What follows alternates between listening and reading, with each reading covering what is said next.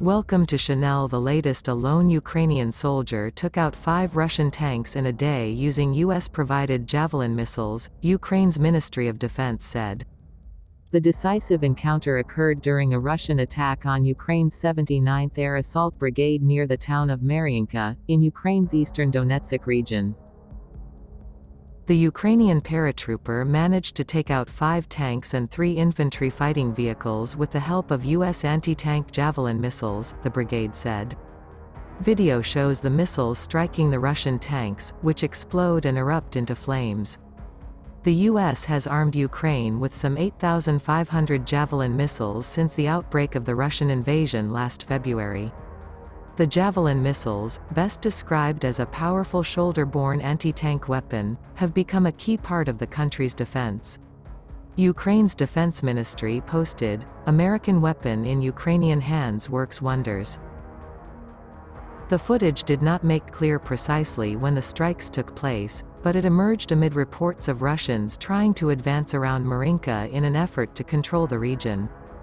Marina has suffered repeat attacks by Russian forces and is now in a ruinous state.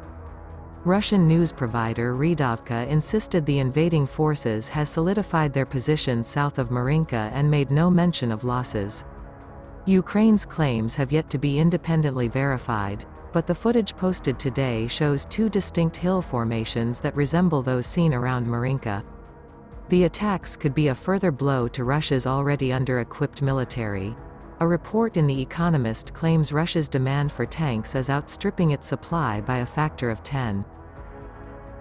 The Economist added its Seoul factory could only make 20 tanks at a time, while 150 tanks are being lost each month according to open-source intelligence platform Oryx.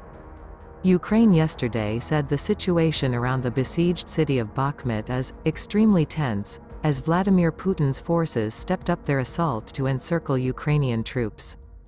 Russia is trying to cut supply lines to the city, the scene of some of the war's toughest fighting, and force them to surrender or withdraw.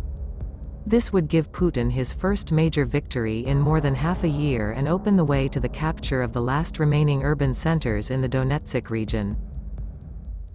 Despite significant losses, the enemy threw in the most prepared assault units of Wagner, mercenary group, who are trying to break through the defenses of our troops and surround the city, Ukraine's Colonel General Alexander Syrsky said on a military messaging platform. Ukraine's military previously said Russia had strengthened its forces in the Bakhmut area and was shelling settlements around the city. Over the past day, our soldiers repelled more than 60 enemy attacks, it said earlier today, adding that Ukrainian forces repelled attacks on the villages of Yudidny and Berkivka, to the north of the city. Ukrainian military analyst Oleg Janov said Russian forces had driven a wedge between those villages as they tried to cut the road west to Chasiv Yar. The southern part of Bakhmut is the only area which can be described as under Ukrainian control. In all other districts, the situation is unpredictable, he said in a video commentary, adding, "It is impossible to say where the front line lies." Yesterday, Ukrainian President Volodymyr Zelensky said the situation in the city is getting more and more complicated. "The enemy is constantly destroying everything that can be used to protect our positions," he said, calling his soldiers their real heroes. Meanwhile, Ukrainian soldiers in the Donetsk region hunkered down in muddy trenches after warmer weather thawed out the frozen ground.